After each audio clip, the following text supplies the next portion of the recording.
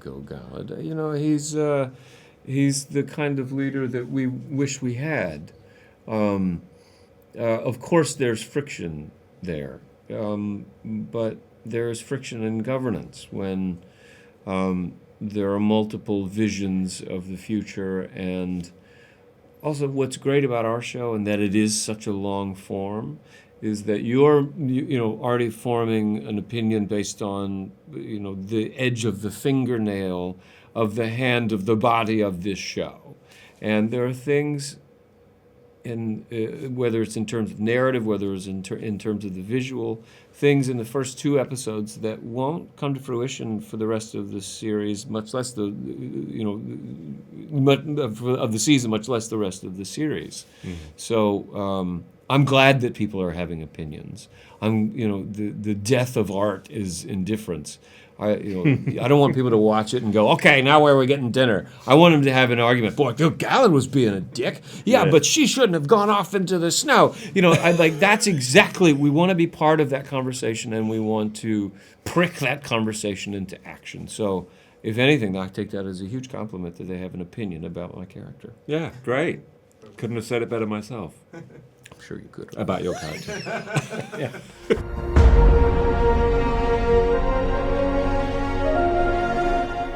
Lots more. Yes. Is the simple answer. Yeah, and between all 3 of us, and what's lovely is that it will go between, you'll see lots of Owain and I, you'll see lots of Owain and Rob, you'll see lots of me and Rob, you'll see lots of Owain and Rob and... What? And Peter.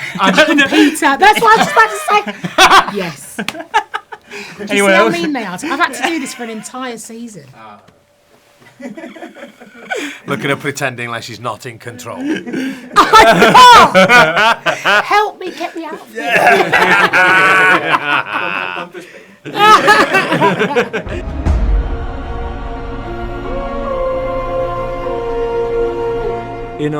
The relationship between the dwarves and the elves of Eregion is just starting to ignite. They've both got things that the other wants, and Tolkien says that the 2 races would never have achieved what they did without the help of the other, creatively, in terms of creation and advancement, technical advancement possibly. But so he has been fostering a relationship between, and Khazad-dûm is very nearby, they're neighbours. So he's been keen to make use of their workforce. He's keen on a few things they may have tucked away in their mountain, and equally the dwarves are keen to make use of the elves' particular talents in jewelry and silversmithing. So it's a very not without its problems, but it's a functioning, working relationship with profit for both parties.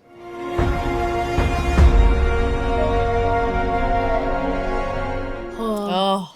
I mean, love him. endless stories. I actually, one of the really funny moments that I remember is we were filming the crater scene. I mean, because it's that obviously such a huge set, and J.A. was in his sort of director's tent looking at the monitors and everything. So I didn't really see him for quite a lot of the time, and then all of a sudden, I think it might have been you or it was Daniel Wayman, and they were just like, J.A., can you answer me? And all of a sudden I just see him running around this massive set and then just like jumping into this massive crater, rolling into the crater. And I was like, oh my God. And I loved that. But he did that all the time at every single set. He wanted to be where the action was. He wanted to have that sort of one-on-one connection with the actors. Yeah, he'd have the mic a lot of the time because there was so many people around, and sometimes just the direction that he'd give on the mic was quite amazing. Or like he'd like come in, he'd literally, as you said, run from one corner to the other to whisper something so simple in your ear, and then he'd just been on the mic, and then he'd run off again. He'd be like, action. He'd be like, okay. And the music, he'd play music on set all the time, and then also he would I mean, my favourite stories are not on set. My favourite stories are like the karaoke nights. He loves I have karaoke. a picture of him. The very first night I met him, it was a Halloween themed karaoke, and he's like in full, like literally the most incredible makeup, singing all sorts of music. It was amazing. He's great. He's great. We love him. Because especially for the dwarves, but for most of us, they were very early starts, that you're getting to work before the sun is up, and you've been at work for hours and hours and hours by the time the sun does come up. But his ability to infect the casting crew with energy and a love of Tolkien, like he was the perfect engine to begin this series, in that he brought out the best in us. And he would do this thing where he would play music on loudspeakers in between setups. And normally you think like, well, it's my time. We're moving the camera. I get to go, have a snack or something. But what he was doing was he was making sure, even on a subconscious level, that we were all still in the same world and still telling the same story. And also, because of the music that he picked, he was kind of puppet mastering the set subconsciously. We could understand the vision of what he expected and was trying to capture on film that day. So I felt very well taken care of by him, and also extremely motivated and inspired by him. Yeah, I'd work with him any time. Tell him I said so. With Bayona. The food. My fault. What was that? That bloody dinner scene. Oh. Basically, I let Rob tell it. Rob's going to tell it better than I cannot tell that story. You have to tell In it. the dinner scene, you'll see that obviously it's a dinner scene, so we're having some food. And J.A. is an exceptional director, and he is just, watching him work is like something I've never seen before. So he was really keen for us to be, immersing ourselves in Dwarven culture and just eating really freely. And I just remember going through this constant push and pull with J.A. of him telling me that I wasn't eating enough whilst talking. But I was like, J.A., I've got these huge speeches. It's really difficult. He was like, no, I love it when you. It's much better in his accent, but I'm not going to attempt a Spanish accent. But, why not? But no. And then and he just kept saying, just eat more. It's got to be, we can do that kind of. So then I was like, right, okay, fine. I'm going to absolutely go for it. So I had all these great and huge racks of lamb, So I was eating and talking, and all I heard was, and J.A. comes in. Sophia, you're eating too much. You're eating just too much. It's too much. So I just went from, and also trying to say the lines with my mouth stuffed full of food multiple times, which then sent these two into the race. So J.A., I'm never eating in one of your scenes again.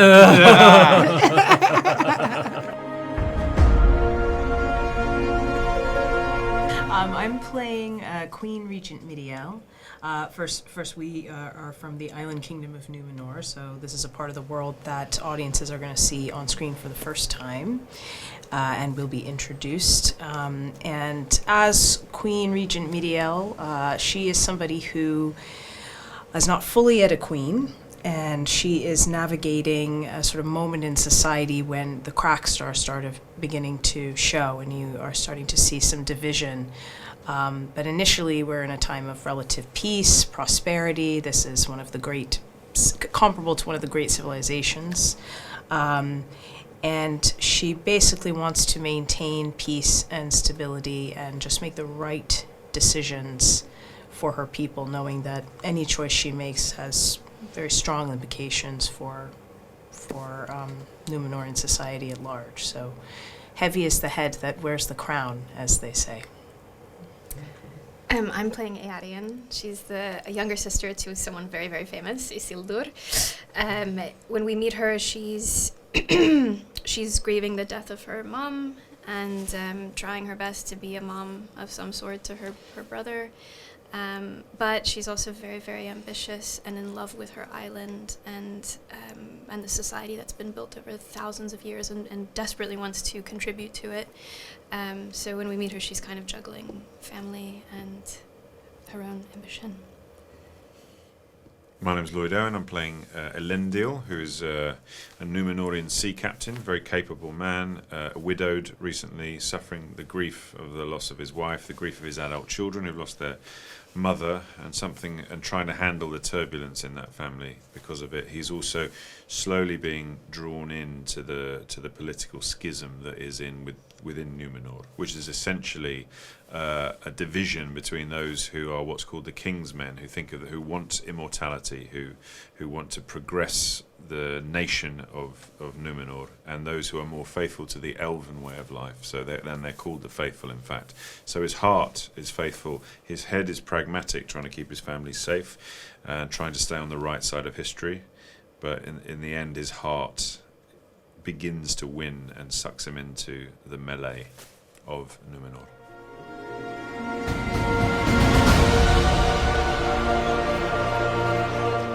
In a way, shooting was easy in that you were truly transported to a place. You know, you would look around, you know, you have a whole sensorial experience. So there's smells in the air, there's, you know, the sound of water lapping on the docks. Once you would see Númenor as a set filled with all of the inhabitants, you know, occasionally I would sort of look out and it would just look like a giant painting, because all of the color palette and everything set in its place, it was like this live tableau, and it was incredible. So there's a lot of, you know, this is meant to be a set and a part of the story that, again, is representing a civilization at the height of its power. So you need to really sort of show those details in the sets, in the costumes, in sort of the way everyone appears. And yeah, it was easy to be on that set because it was just all there for you as an actor. It was probably, I have to say, definitely one of my most favourite moments of the entire season, because it took me to just a different place in that moment. It did something to me internally which I will carry with me for the rest of my life. It was about empowerment. It was about drawing up from the depths of your soul, in fact, but using my voice, which I love, and I've had a history of singing. So to be able to put that skill and apply it in that kind of really quite spiritual way just did something to the foundation of what I am as a person and a performer. And we made sure that me and the composers and collaborative team, that no one had heard it before. So everyone that was hearing it, some of what you'll see is a live performance. So we just made sure that no one had heard it. So the energy of people hearing that for the first time and performing it for the first time, I think I near on just blacked out for the whole day. It was like a connection between me and my craft that will live with me for a very long time. It was one of those like buzzy moments on set, you know, where everyone was running around and you could just feel the energy that day. Everyone was so excited because it was so unique. Yeah. It was something that... Yeah. You don't... It was something special. It was something... I feel like it's just something that doesn't happen all the time. And you were doing it, actually doing it. You created it, that moment, yeah. I'll never forget it, because everybody around the set, you know, there's a hustle and bustle going on, but everybody just stopped what they were doing, tried to find a monitor to see what was happening, because this wall of noise, you know, it was... the hairs of my arms were standing up, and everyone was just... Oh, he took everybody's breath away. I can't wait to see it. Yeah, she's all right. It's very special.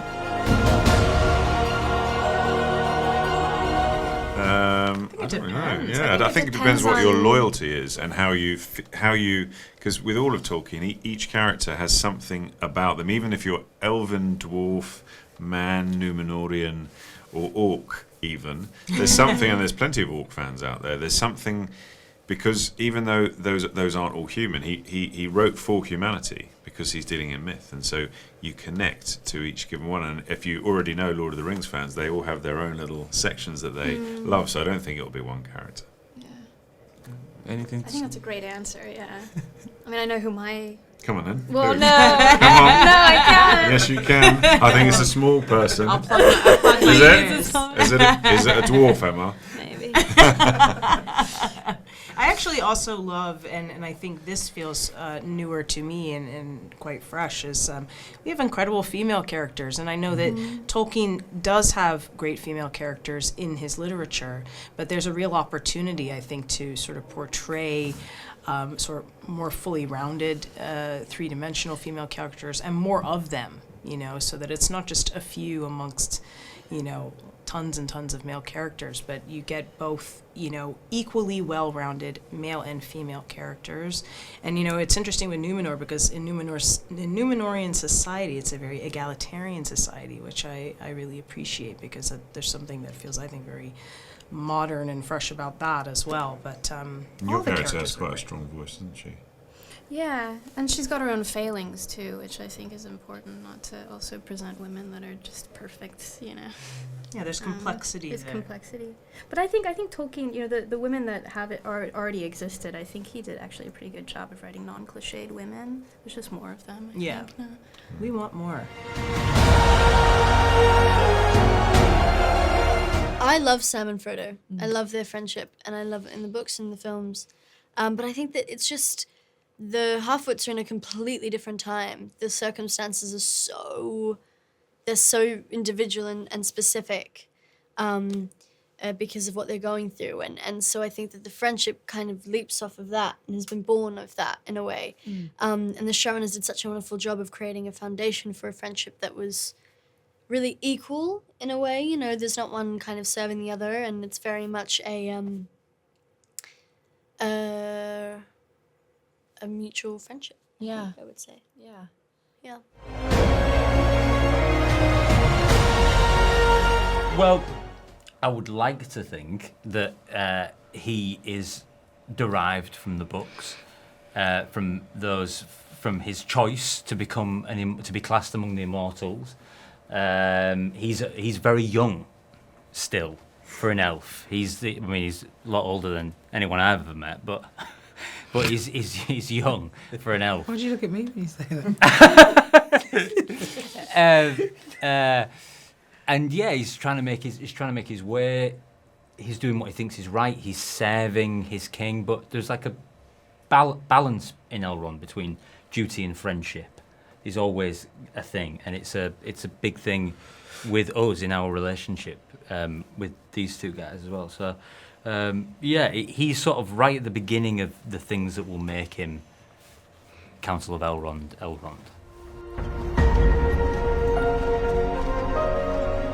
As Michael just said, the differences mainly are the circumstances that they're in. So hobbits, you know, they have the Shire and they have their home. The Half-Wits are very much searching for that.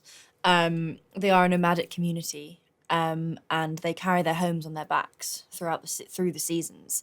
And they are fighters and survivors, and they have witnessed and been through so much.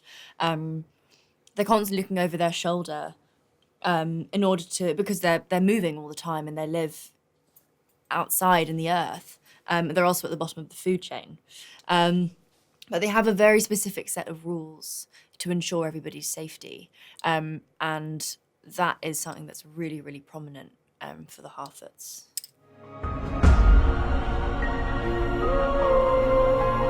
We're just getting warmed up. You ain't seen nothing yet. It's perfect.